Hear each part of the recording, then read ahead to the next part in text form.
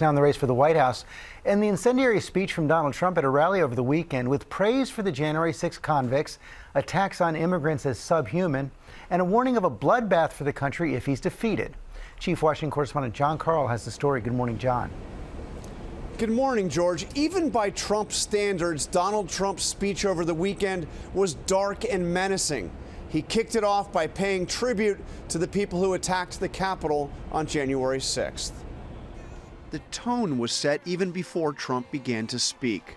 Please rise for the horribly and unfairly treated January 6th hostages. In what has become a Trump ritual, the rally began with a rendition of the national anthem recorded by people in prison for their actions on January 6th.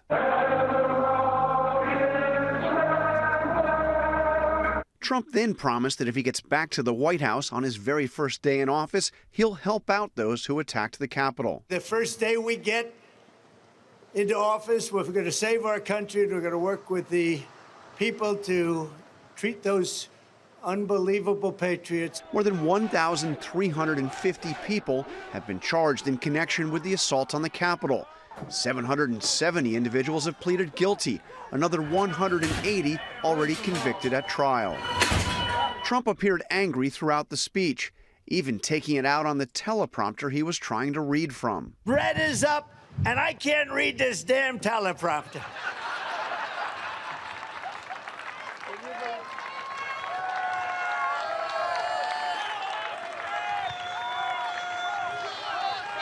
This sucker is moving around. He called some of the undocumented immigrants who have crossed the Mexican border animals. They're not people, in my opinion, but I'm not allowed to say that because the radical left says that's a terrible thing to say. He also vowed to impose a 100% tariff on some imported cars, then making an ominous warning about what would happen if Biden wins re-election. We're going to put a 100% tariff on every single car that comes across the line, and you're not going to be able to sell those cars if I get elected. Now, if I don't get elected, it's going to be a bloodbath for the whole. That's going to be the least of it. It's going to be a bloodbath for the country. That'll be the least of it. The Biden campaign quickly seized on Trump's comments, accusing him of having a, quote, affection for violence and a thirst for revenge, and alleging he wants another January 6th. The Trump campaign defended Trump's use of the word bloodbath. Senior advisor Jason Miller saying Trump was referring to the auto industry, not political violence. It's true that Trump started out by talking about cars, but listen again. He then explicitly says that will be the least of it. Now, if I don't get elected, it's going to be a bloodbath for the whole. That's going to be the least of it. It's going to be a bloodbath for the country. Speaking at the Gridiron Dinner in Washington over the weekend, President Biden laid out what he believes is at stake in the election, saying there is a toxic cycle of anger and conspiracy, adding freedom is under assault, the freedom to vote, the freedom to choose, and so much more.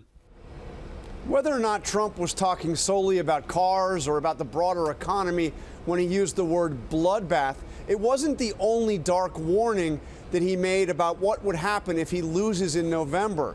He also said that if Biden wins, quote, I don't think that you're going to have another election in this country. George? And again, it all started out with praise for the January 6 convicts. Jon Karl, thanks very much. Well, hey there, GMA fans. Robin Roberts here. Thanks for checking out our YouTube channel. Lots of great stuff here. So go on, click the subscribe button right over here to get more of awesome videos and content from GMA every day, anytime. We thank you for watching, and we'll see you in the morning on GMA.